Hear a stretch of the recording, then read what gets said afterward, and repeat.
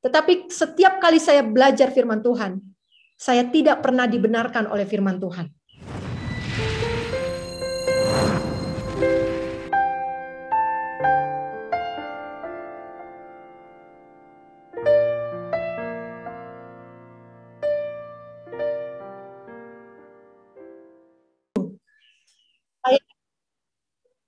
Saya tidak diikat oleh apapun. Perusahaan akan membayar semua biaya sekolah, perusahaan akan menanggung semua gaji saya, dan perusahaan akan memberikan semua fasilitas saya, dan saya bisa tinggalkan perusahaan itu kapanpun saya mau.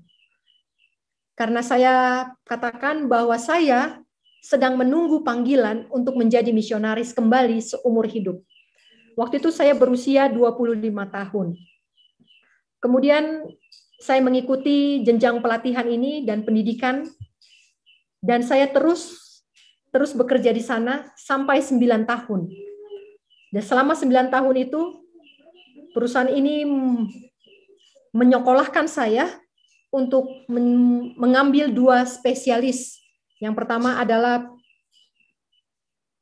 geokimia, dan yang kedua adalah petrofisika, petroleum physics, dan yang kedua geologi kimia.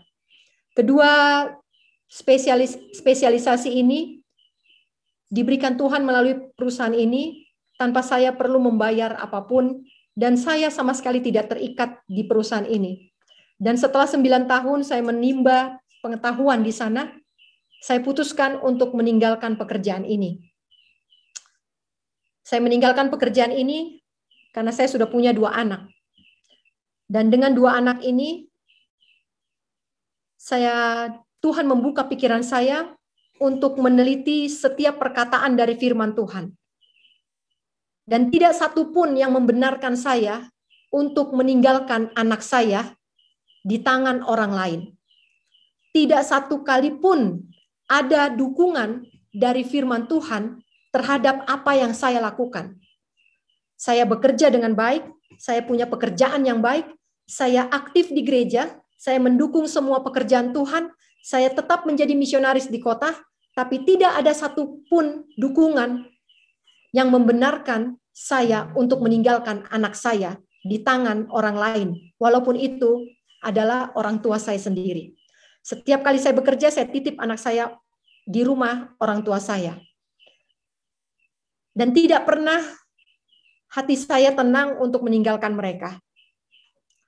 Dan berkali-kali saya terpaksa harus meninggalkan mereka untuk jangka waktu yang lebih lama, karena saya menempuh pendidikan di luar negeri. Dan anak saya sampai besar, mereka ada dalam asuhan neneknya, kedua anak saya. Saya hanya melahirkan dan merawat selama 3 bulan. Setelah itu, mereka saya serahkan kepada neneknya dan diurus oleh neneknya. Dan saya bertanya pertama-tama, apakah ini jalan yang benar? Kalau saya bertanya kepada orang gereja, mereka bilang benar. Benar kenapa? Karena kau punya pekerjaan hebat, dan kau beruntung punya orang tua yang mau menjaga anak-anak. Kalau saya bertanya kepada rekan kerja saya, mereka katakan saya benar. Saya menitipkan anak saya kepada orang tua saya kandung. Tetapi setiap kali saya belajar firman Tuhan, saya tidak pernah dibenarkan oleh firman Tuhan. Dan akhirnya pada tahun 2015, saat itu saya mengambil keputusan untuk berhenti bekerja. Tahun 2013, saya dikirim untuk menempuh pendidikan spesialis saya yang kedua di Amerika, dan di sana saya berbakti di Jemaat West Houston SDA Church. Di sana saya bertemu dengan pasangan suami istri yang masih sangat muda, dan mereka bercerita kepada saya bahwa mereka sedang bersiap untuk tinggalkan kota dan hidup di desa. Saya terkejut karena suami istri ini, mereka berdua adalah orang yang sangat aktif, Dan suaminya adalah PhD di bidang hukum. Dan bekerja dengan sangat baik, punya pekerjaan yang sangat baik. Tidak ada alasan bagi mereka untuk berhenti bekerja, karena mereka bisa bekerja dan masih tetap aktif di gereja. Saya sangat terkesan dengan kesederhanaan mereka dan kesucian karakter mereka. Dan selama saya di Amerika, saya selalu menyempatkan waktu untuk Bible study dengan kedua orang ini. Dan Bapak ini selalu memberikan saya buku-buku Roh Nubuat yang saya belum pernah lihat di Indonesia. Saya membaca buku-buku ini dan saya menikmati setiap perkataan di dalamnya. Dan inilah pertama kali saya melihat dengan mata kepala saya sendiri ada keluarga yang meninggalkan kota. Kemudian saya pulang ke Indonesia, saya kembali sibuk dengan pekerjaan, karir saya, dan melupakan pekabaran tentang country living. Pada tahun 2015, bisnis perminyakan di seluruh dunia dihantam badai. Tuhan katakan beritahulah umat Israel bahwa Tuhan pada nenek moyang mereka. Akulah yang. Kemudian seorang pendeta misionaris mengabarkan tentang country living pada tahun 2015. Saat itu tidak ada seorang pun di Indonesia yang mengikuti anjuran country living. Tidak seorang pun yang pernah saya lihat mengikuti anjuran country living kecuali suami istri yang saya temui di Houston. Saya berpikir apakah country living ini benar atau salah. Saya membaca buku Roh Nubuat dan menemukan satu buku berjudul Hidup di Desa, Country Living. Dan saya baca buku ini 9 kali. Sampai akhirnya saya menerjemahkan buku ini ke dalam bahasa Indonesia karena saya tidak mau salah dalam menempuh langkah yang sangat sulit ini. Saya memahami bahwa country living ini adalah amaran dari Tuhan. Dan pada bulan September tahun 2015, sebelum saya dan suami saya berangkat untuk meninjau sebuah sebidang tanah, saya pribadi mengadakan pendamaian dengan Tuhan. Saya mengakui semua kesalahan saya merendahkan diri saya di hadapan Tuhan, dan saya menyelidiki hati saya dengan mendalam. Saya mengakui dosa saya periksa jiwa saya berdamai dengan Tuhan, saya hapuskan semua sakit hati, saya hapuskan semua dendam, saya hapuskan semua cita-cita saya yang tidak terpenuhi, semua ambisi saya yang belum tercapai. Saya akui semua dosa saya kepada orang lain yang masih bisa saya ingat. Dan apabila orang itu masih bisa saya temui, saya datangi orang itu dan saya minta pengampunan dari orang itu, saya minta maaf. Dan saya memohon kepada Tuhan supaya saya dibenarkan. Selama 1 bulan penuh, saya melalui setiap penyelidikan hati ini. Bulan Oktober tahun 2015, setelah saya mengakhiri meditasi dan puasa saya dalam hal penyucian hati saya mendengar suara Tuhan dengan jelas berbicara, "Lady, keluar dari kota. Berangkat sekarang." Dan waktu itu saya temui suami saya dan saya ceritakan, dan dia berkata bahwa dia setuju dan kami berdua pergi ke tempat ini ke Gunung Salak untuk melihat sebidang tanah.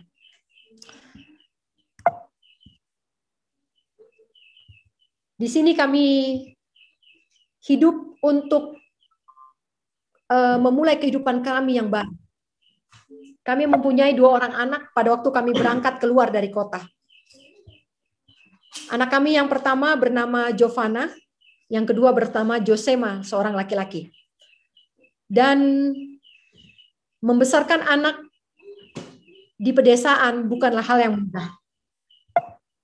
Waktu itu saya membaca sebuah buku petunjuk sekolah rumah dan gereja, Home and Church School Manual. Mungkin Bapak Ibu pernah lihat buku ini, ada di bookstore, di Dumanis Bookstore. Inilah buku yang saya gunakan untuk mendidik anak-anak saya.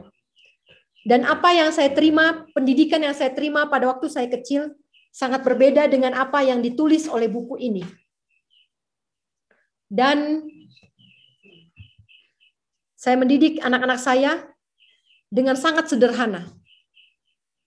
Kami tidak menyiapkan biaya untuk sekolah mereka. Kami tidak punya rencana untuk menyekolahkan mereka. Kami tidak punya rencana untuk mendidik mereka menjadi dokter, insinyur, atau apapun. Kami tidak punya lagi ambisi seperti itu. Kami hanya mau mereka mampu untuk mengenal juru selamat mereka lebih cepat. Mereka mampu untuk memutuskan, menyerahkan hidup mereka sepenuhnya ke dalam tangan Tuhan lebih cepat. Saya hampir tidak sabar untuk menunggu anak-anak saya dewasa, sehingga saya memberikan kepada mereka pelajaran-pelajaran nubuatan, Daniel dan Wahyu, kemenangan akhir, semua pelajaran itu saya berikan kepada mereka sejak usia mereka masih sangat muda.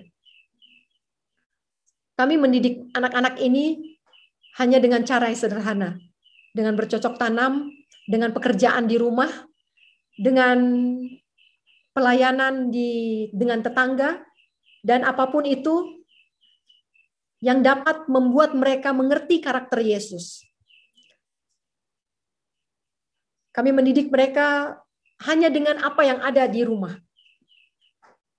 Pada waktu itu kami tidak punya buku apapun untuk mereka belajar, dan kami bersyukur karena di dalam buku petunjuk sekolah rumah dan gereja, memang anak-anak di usia 9 dan 10 tahun sampai usia 9 dan 10 tahun tidak seharusnya belajar dari buku.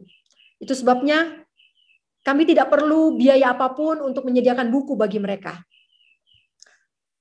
Pelayanan anak-anak saya dimulai sejak mereka masih sangat kecil.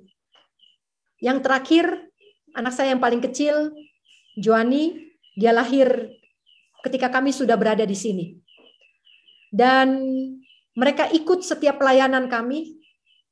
Kalau kami harus melawat, kalau kami harus mengambil bagian di jemaat, kalau kami harus mengurus percetakan buku-buku di kota, kami membawa mereka. Kami tidak punya kendaraan yang bisa untuk kami lalui, dan biasanya kami harus berjalan kaki mulai dari jam 3 pagi, sekitar 3 kilometer untuk bisa sampai kepada akses mobil. Setelah itu baru kami bisa naik mobil. Jadi biasanya anak-anak sudah tahu kalau memang ada pelayanan ke kota, mereka sudah siap-siap dengan jaket, air minum, sendal, sepatu boot, dan semua perlengkapan itu. Dan mereka tahu bahwa mereka harus berjalan kaki. Kami ada satu motor, dan motor ini kalau cuaca bagus, kering, kami bisa naik 5 orang, 3 dengan saya berdua dengan suami. Tapi kalau cuaca hujan, kami tidak bisa naik 5. Biasanya saya dengan anak saya yang laki-laki akan berjalan kaki. Yang perempuan akan naik motor terlebih dahulu. Kemudian setelah suami saya antarkan mereka sampai bawah, suami saya akan balik lagi untuk jemput kami, di mana kami nanti bertemu. Seperti itu yang kami lakukan setiap kali kami mau ke kota. Setiap Sabat kami tidak pergi ke gereja. Walaupun saat itu belum lockdown. Saat itu belum corona, tapi kami tidak pergi ke gereja. Karena perjalanan sangat jauh sekali dan sangat menyita waktu dan melelahkan. Kalau kami harus ke gereja, itu pun kalau ada schedule yang harus kami jalani. Kalau kami tidak dijadwalkan, maka kami tidak pergi ke gereja. Kalau ada jadwal di gereja, kami harus berangkat dari jam 3 pagi dari rumah, supaya bisa tiba di gereja sebelum jam 9. Dan sejak kami pindah ke gunung, hampir setiap Sabat kami habiskan untuk membuka perbaktian di alam. Saya dan suami saya mengajar anak-anak saya. Kami berdua mengajar dengan Alkitab langsung. Kami tidak punya buku-buku yang luar biasa. Kami hanya gunakan langsung Alkitab.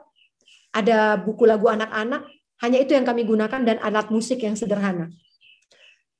Kalau cuaca hujan, maka kami akan kumpulkan mereka di dalam rumah. Tetapi kalau cuaca baik, biasanya kami akan habiskan waktu sepanjang Sabat di luar rumah. Bagaimana dengan kehidupan sehari-hari. Bagaimana dengan biaya hidup? Saya berhenti bekerja tahun 2015 dan kami membeli sebidang tanah dan membangun rumah yang sederhana. Kemudian tahun 2019, 4 tahun kemudian, suami saya berhenti bekerja juga. Suami saya berhenti bekerja dan kami hidup tanpa penghasilan tetap. Kami hidup tanpa penghasilan tetap. Dan pertanyaannya adalah, tentu saja pertanyaannya adalah, bagaimana kami hidup? Saudara-saudara, bukan hanya Sister Wendy yang bertanya kepada saya tentang ini, tetapi setiap orang yang datang ke rumah kami pasti akan tanya bagaimana kami hidup. Dan memang benar, sebenarnya kalau diceritakan, kami juga tidak tahu bagaimana kami hidup. Tetapi sebelum bicara tentang bagaimana mencari uang, mari kita bicara tentang berapa banyak yang diperlukan untuk hidup dengan 3 orang anak di desa. Ini perhitungan kami setiap bulan. Perhitungan kami setiap bulan. Monthly budget. Untuk listrik kami perlu biaya 84.000 satu bulan. Ini adalah untuk budget. Ini adalah untuk komputer karena kami mengerjakan penerjemahan buku. Jadi untuk electricity komputer, kemudian sudah termasuk di dalamnya untuk charge handphone, cellphone, charger, sudah termasuk di dalamnya untuk mesin cuci, untuk mencuci, sudah termasuk di dalamnya untuk kulkas, listrik untuk kulkas, dan lampu setiap malam harus kami padamkan. Hampir-hampir kami tidak pernah menyalakan lampu kecuali lampu yang di luar. Kami matikan semua lampu. Kami worship tepat pada waktu matahari terbenam. Jadi setiap hari kami evening worship itu adalah pas ketika matahari terbenam. Jadi kami masih bisa ada bantuan sinar matahari yang hampir tenggelam. Inilah electricity yang di cover selama 1 bulan. Kemudian electricity ini juga sudah termasuk untuk alat-alat terapi kesehatan bila ada pasien yang memerlukan kesehatan. Kemudian kompor gas. Biaya kompor gas adalah maksimum 88.000 satu bulan. Karena menggunakan hampir lebih banyak kayu bakar untuk memasak. Jadi kami bisa lebih irit dalam penggunaan gas. Jadi ini budget bulanan maksimum 88.000 satu bulan untuk kompor gas. Kemudian minyak goreng. Minyak goreng ini 15.000 satu bulan. Minyak goreng itu 2 liter saya bisa habiskan itu selama 4 bulan. Bisa bertahan selama 4 bulan. 2 liter minyak goreng. Bisa bertahan sampai 4 bulan. Karena kami mengikuti pola makan dan pola masak reformasi kesehatan, maka biayanya sangat murah sekali. Ya, biayanya sangat murah karena tidak ada yang harus dimasak sampai lama. Bahkan hampir lebih banyak sayuran itu kami makan mentah. Dan ini berakibat rendahnya biaya hidup kami setiap bulan. Minyak goreng 15.000 satu bulan. Kemudian beras, ini yang paling besar. Karena kami masih makan hampir lebih banyak beras. 300.000 satu bulan. Kami harus siapkan ekstra sekitar 200.000 satu bulan. Ini adalah untuk tamu, kalau ada tamu di rumah. Kalau ada tamu di rumah biasanya saya sediakan tahu dan tempe. Tapi kalau tidak ada tamu biasanya kami tidak sediakan tahu dan tempe. Kami hanya makan biasanya sayuran atau biji-bijian. Kemudian 200.000 ini adalah ekstra kalau kami penginjilan, evangelism ke kota. Sudah termasuk di sana juga. Membiayai bensin motor, kemudian bensin untuk mesin potong rumput, untuk pemeliharaan kebun. Inilah biaya yang harus kami siapkan selama 1 bulan. dan jumlahnya adalah maksimum 687.000 satu bulan yang harus kami siapkan.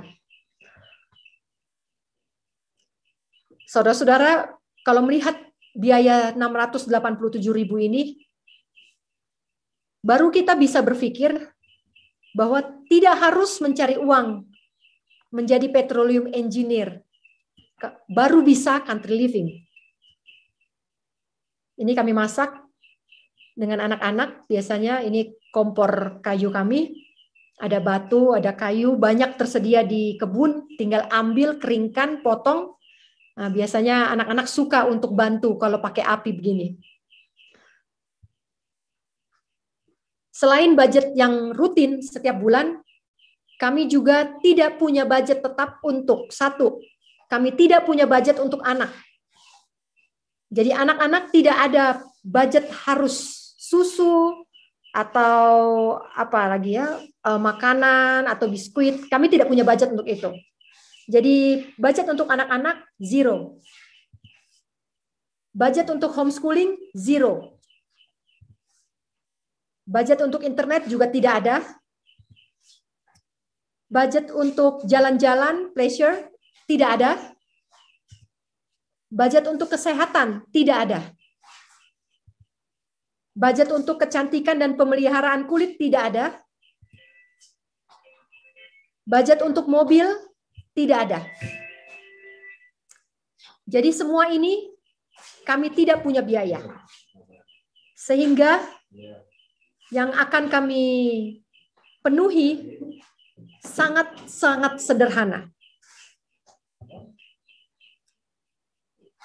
Tahun 2019 sampai tahun 2020 Tuhan izinkan kami untuk membuka restoran sehat, catering sehat. Sambil kami membagi traktat kesehatan. Kami membagi, saya memasak beberapa makanan dari kebun, kemudian kami kombinasikan dengan kami membeli sedikit tambahan, tapi bahan utamanya, bahan dasarnya biasanya dari kebun. Dan kami olah dengan cara masak saya, ya cara masak saya yang sederhana. Makanan-makanan ini kami olah sehingga sangat murah sekali hasilnya, biayanya sangat murah, tetapi penampilannya bisa lebih mewah.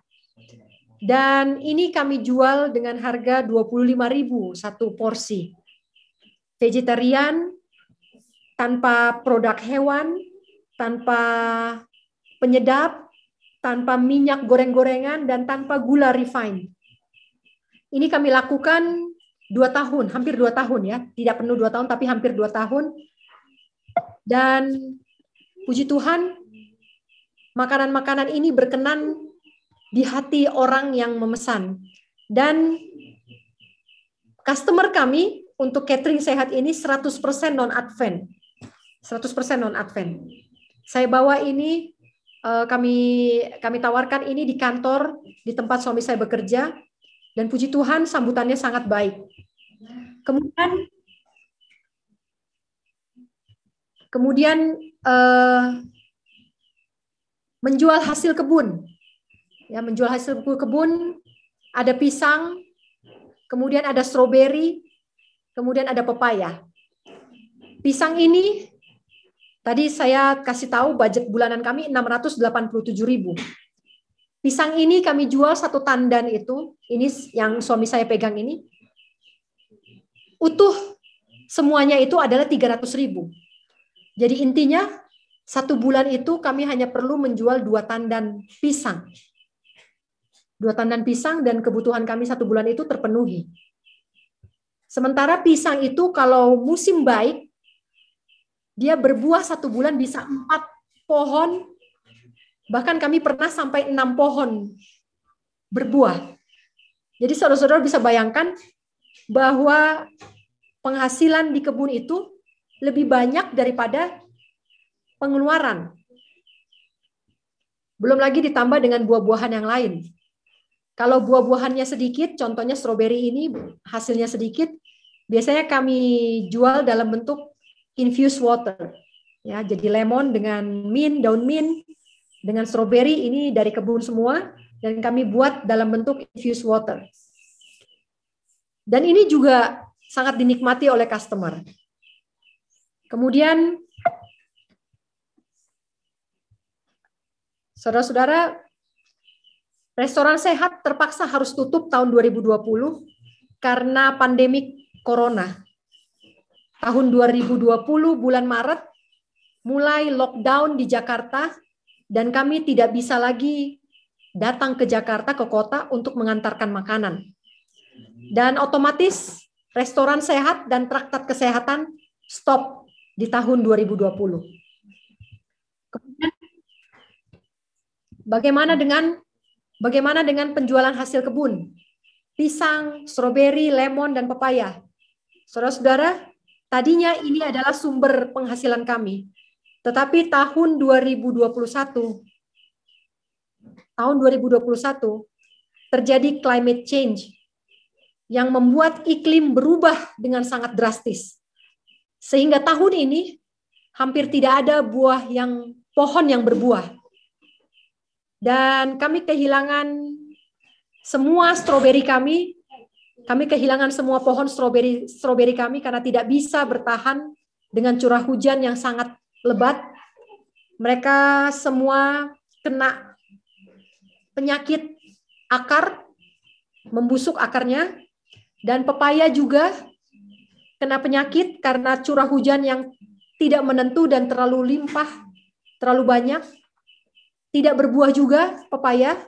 Pisang, pohon pisang kami semua putus semua, tumbang semua, karena angin yang menimpa tempat kami sepanjang tahun ini, yang seharusnya kami tidak mengalami angin yang sedemikian sering ya. Dan tahun ini semua pohon pisang rubuh, pohon stroberi kena penyakit, dan pohon pepaya juga. Dan tidak ada penjualan dari hasil kebun. Tapi Tuhan memberikan kami kesempatan yang lain. Tuhan memberikan kepada kami kesempatan yang lain. Pada satu kali kami mengadakan perjalanan ke NTT, ke Flores. Kami melihat di sana dalam suatu perjalanan mission trip, kami membawakan pekabaran di sana tentang tanda-tanda akhir zaman. Dan kami melihat banyak potensi yang ada di sana. Dan ketika kami pulang dari NTT, kami melihat, kami membawa beberapa produk kesehatan.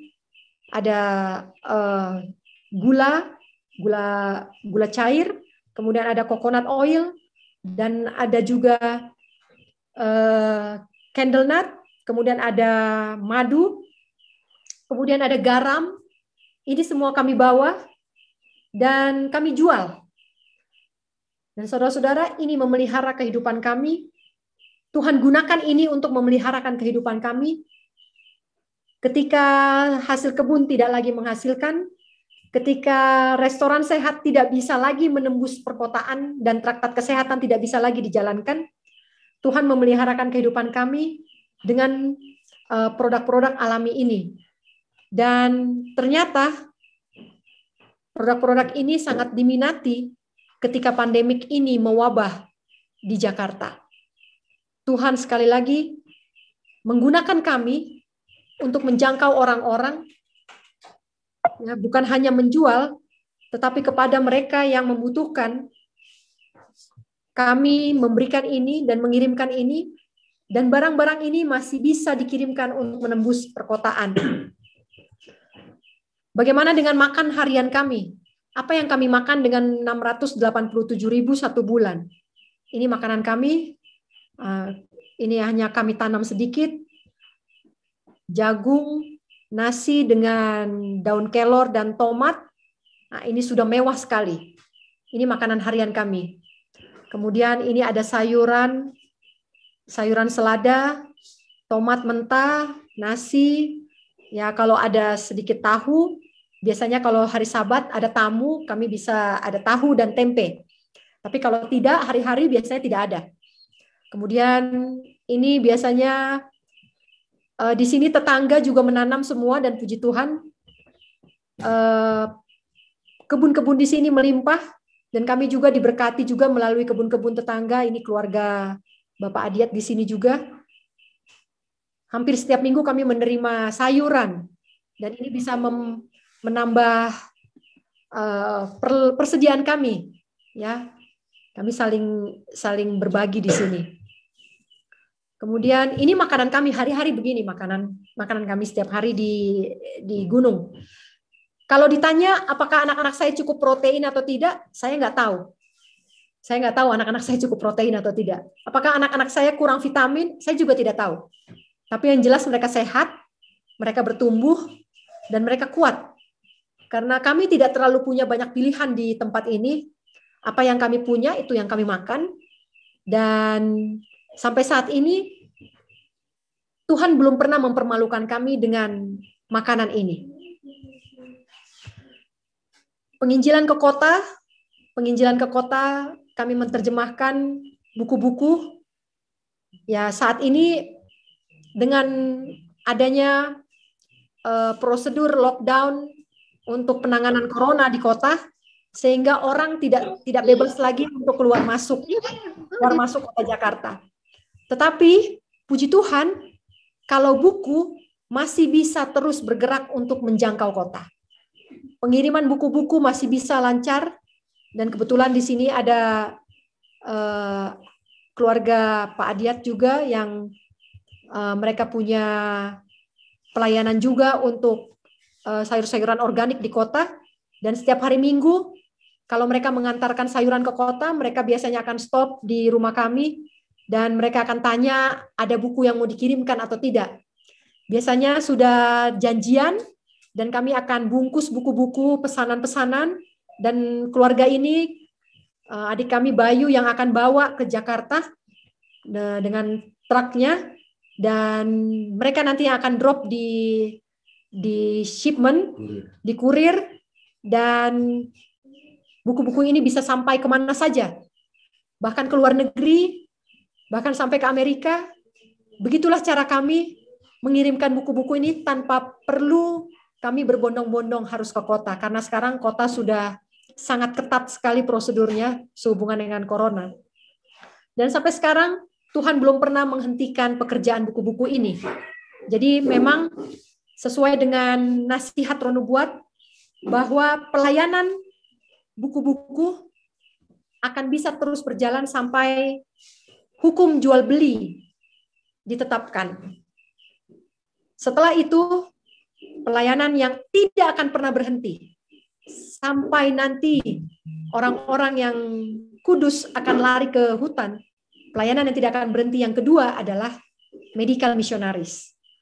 Dan inilah yang kami saat ini sedang pelajari dengan lebih giat lagi, dan kami tetap berdoa supaya Tuhan menambahkan kepada kami kemampuan dalam bidang medical missionary. Buku-buku ini sampai sekarang masih bisa jalan, tetapi akan tiba waktunya kami sama sekali tidak akan bisa lagi menembus kota. Ketika jual beli sudah mulai dilarang, ketika jual beli sudah mulai tidak bebas lagi, maka kami harus siap untuk penginjilan yang terakhir, yaitu penginjilan medis. Inilah yang besok akan saya kupas, bagaimana caranya mempersiapkan diri untuk dipakai Tuhan dalam jangkauan yang terakhir, yaitu penginjilan medis. Ini penginjilan kota. Penginjilan kota, kami datang ke kota-kota. Waktu itu kami berkesempatan untuk datang di kota-kota, 7 kota. 6 kota berada di Flores, di NTT, dan 1 kota ada di Pulau Jawa. Dan semua ini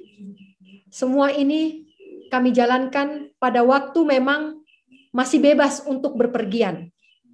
Tahun lalu masih bebas untuk berpergian. Tetapi saat ini, keadaan seperti ini tidak bisa lagi kami lakukan. Dan satu-satunya cara kami untuk menjangkau mereka adalah dengan mengirimkan buku-buku kepada mereka yang sudah pernah menerima pelajaran tentang peristiwa-peristiwa akhir zaman. Baik, Ini kesaksian saya. Pertanyaan yang berikutnya adalah, siapakah yang harus menjadi misionaris? Semua orang. Semua orang yang mau hidup-hidup masuk ke dalam kerajaan surga harus jadi misionaris. Karena tidak ada lapangan pekerjaan kalau tidak menjadi misionaris. Dan pekerjaan yang paling akan dinantikan, yang paling akan lapangan kerja yang paling terbuka, paling lebar, sampai nanti pintu kasihan ditutup, adalah lapangan pekerjaan medical missionary. Saudara-saudara, kalau mau apply untuk lapangan pekerjaan ini, berdoa dari sekarang. Ya, berdoa dari sekarang, Tuhan pasti akan pilih. Asal kita mau menurut. Semua orang, kutipan Roh Nubuat katakan, semua orang yang punya kemampuan untuk penyembuhan penyakit, yang punya kemampuan untuk perawatan medis, sesuai dengan reformasi kesehatan, sesuai dengan terang yang Tuhan telah berikan kepada kita, yaitu pengobatan alami, dengan bahan-bahan alami. Siapa saja yang punya kemampuan di bidang itu, mereka tidak akan pernah kekurangan pekerjaan sampai Tuhan Yesus datang. Mereka akan menjadi lebih sibuk dan sangat sibuk sampai Tuhan Yesus datang. Dan ketika pekabaran Advent disebarkan ke seluruh dunia, ketika penderitaan bertambah-tambah, maka orang-orang yang mempunyai kemampuan dalam hal penginjilan medis, merekalah yang akan Tuhan pakai sampai ke ujung dunia untuk membawa pekabaran. Saudara-saudara ingat bahwa penginjilan medis adalah tangan kanan dari Injil itu sendiri. Jadi saudara, kalau bawa Injil tanpa penginjilan medis, itu sama saja bekerja dengan satu tangan. Tetapi ketika saya membawa Injil, sambil saya merawat kesehatan, menyampaikan pekabaran reformasi kesehatan, berarti saya melakukannya dengan kedua tangan yang lengkap. Pertanyaan yang terakhir adalah, apakah setiap orang harus menjadi full-time missionary? Sekali lagi saya katakan, kalau saudara mau hidup sampai Yesus datang, harus jadi full-time missionary. Harus jadi full-time missionary. Karena tidak akan ada lapangan pekerjaan bagi mereka yang tidak menjadi full-time missionary. Saudara-saudara, sebentar lagi lapangan pekerjaan akan ditutup. Saat ini kita sudah lihat bahwa sudah terjadi kesulitan-kesulitan untuk mencari pekerjaan. Yang sudah bekerja, sulit untuk mempertahankan pekerjaannya. Saudara-saudara, tanpa menjadi full-time missionary, kita tidak akan bisa dipergunakan Tuhan di akhir zaman. Saudara, banyak yang berpikir bahwa dengan menjadi seperti Daniel, menjadi orang bagian dari pemerintahan, saya bisa Tuhan gunakan. Akan tiba saatnya kita harus memilih antara surga dan pekerjaan. Dan kalau saat itu tiba, maka tidak ada lapangan pekerjaan kecuali misionaris. Itu sebabnya dari mulai sekarang persiapkan diri untuk Tuhan pilih menjadi juru kabar. Dan yang terakhir, pertanyaan yang terakhir adalah, apakah yang dapat saya sarankan untuk memenuhi kebutuhan harian? Maksudnya ini pengeluaran. Saudara-saudara, tadi saya sudah sampaikan, untuk mencari 687.000 rupiah, menghidupi 3 orang anak, usia 9 tahun, 7 tahun, dan 4 tahun. Dengan 2 orang dewasa, dengan tamu yang setiap hari ada. Ini cukup. Hanya perlu 687.000. Kami tidak perlu mencari uang sampai harus bekerja keras untuk mencari uang untuk memenuhi kebutuhan ini. Jadi janji Tuhan itu pasti. Janji Tuhan dalam buku Country Living adalah setiap bapak ibu yang memiliki sebidang tanah, dan sebuah rumah kecil untuk didiami, mereka adalah raja dan ratu. Mereka adalah orang kaya. Dan saya bisa katakan sekarang bahwa kutipan itu benar, amin, dan benar adanya. Kami bukan orang kaya, tetapi kami berkelimpahan dalam segala sesuatu. Seperti yang tadi sudah saya bilang, satu pohon pisang itu, satu buah pisang itu bisa dijual laku hingga 300.000 per tandan. Saudara, untuk mencukupi 600.000 buah pisang, pohon pisang itu terlalu banyak. Terlalu banyak. Karena pohon pisang tidak perlu perawatan khusus. Pohon pisang ini tidak perlu pembibitan. Setiap punya anak, setiap bibit baru muncul, kita hanya tinggal pindahkan. Ya, sangat mudah sekali untuk mencari uang. Kalau memang targetnya adalah hanya untuk kebutuhan sederhana. Kalau targetnya hanya untuk memenuhi kebutuhan pokok, saudara, country living terlalu mewah untuk siapapun. Dan itu kami buktikan dalam kehidupan kami. Puji Tuhan, sampai sekarang Tuhan belum izinkan kami untuk khawatir perihal makanan, pakaian, dan lain sebagainya. Tetapi memang, seperti saya sebutkan tadi, kami tidak punya budget khusus untuk yang lain. Asal ada pakaian, asal ada makanan, cukuplah itu. Dan Tuhan berikan kepada kami lebih daripada itu. Kami masih bisa untuk menjangkau kota, kami masih bisa untuk beramah tamah dengan tamu-tamu yang datang ke tempat kami. Tidak ada yang perlu dikhawatirkan sampai saat ini. Belum pernah ada. Dan Tuhan selalu melengkapi kami dan tidak pernah mempermalukan kami. Ini pertanyaan terakhir. Kalau masih ada pertanyaan, mungkin boleh disampaikan. Terima kasih. Tuhan memberkati.